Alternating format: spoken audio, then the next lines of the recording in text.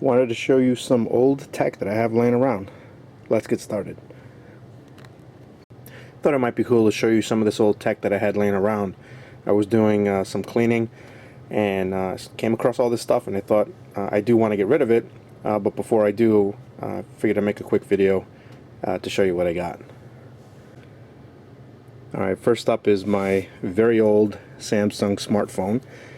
This is model SCHI760. It's a Windows mobile phone that's probably about 5 or 6 years old at this point. I remember when I got it, it was actually a really neat phone. Very popular at the time.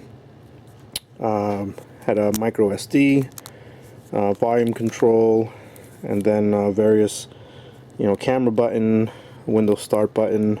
I think that's an OK button. This I thought was kind of cool. This little metal stylus, which was collapsible, so you could pull that out if you needed. You had your standard buttons here, your control buttons, and then you could actually flip that up so you could do some typing if you wanted. I bought the extended battery, and then of course it came with the regular battery. The extended battery, of course, it's not flush with the back, but this guy would be if you used it. And I just remember it being overall like just a really good phone. I still have the box and all the cables, so not sure what I'm going to do with it. I might attempt to sell it on eBay or something. I probably won't get anything for it, but you never know, maybe somebody will want it. If not, then I'll just recycle it the right way, so I can get rid of it. Alright, next up is this really cool looking iOmega click drive.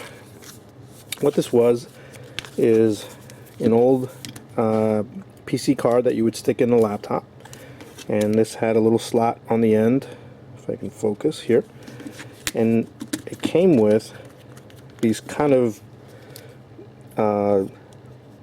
slick looking discs that you would stick in, and these were only 40 meg in size, but at the time that was actually a pretty decent amount of storage space for stuff. So this would go on your laptop, and then this would slide in here like that, and then you could pop that out. I always thought this was really just overall just kind of cool looking. I mean, this sort of reminds me of I don't know, some disk drive that you would see like in some sci-fi movie or something.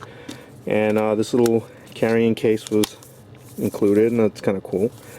And then I had a few extra of these disk drives, and then software.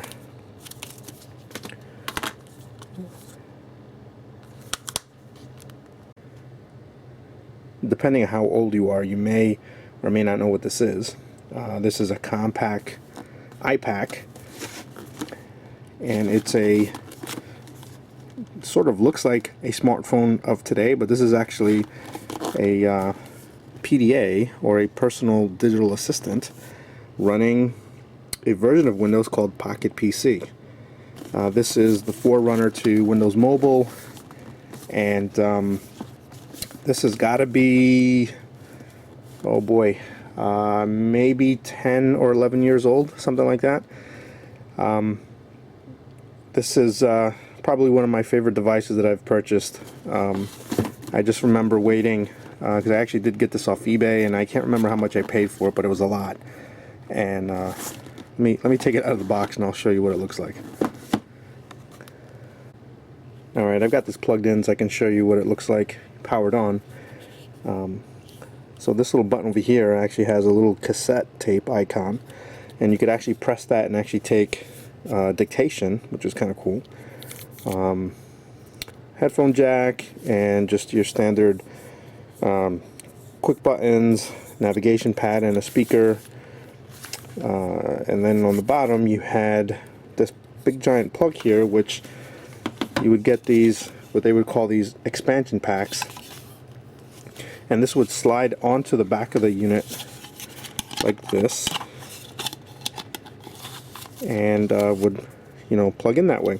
And what would happen is, this guy is a dummy one that came with the unit, but you could actually get packs that had like compact flash accessories. There was even, I believe, one that actually had like a GPS system, which was like a big fat thing that you would put on here, and it was actually really slick. So this is Pocket PC. It looks really like a little mini Windows, and you could do you know, any number of things. So there was like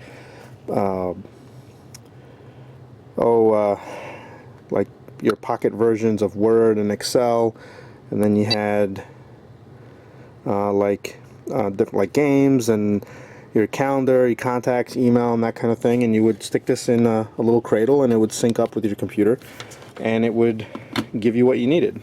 So at the time, when I was starting out in my career, I had one of these, and I thought I was really slick, because I would take this out in a meeting, and I would take my notes on this little device while people were doing their notes on paper. It was a pain in the ass, but I thought it was really cool to do it. So I think the only thing that's wrong with this thing is that right there, and the stylus would fit in here, and it would click in place, and you'd hit this button and it would come out. And unfortunately, my oldest daughter dropped it on the corner here and it broke, but that's okay. I mean, it's, you know, I won't hold it against her or haven't hold it against her, but at any rate, pretty cool. But I need to make some space, so I'm going to get rid of this guy too. The last piece to show you is this Netgear Storage Central SC101. This is a network attached storage device,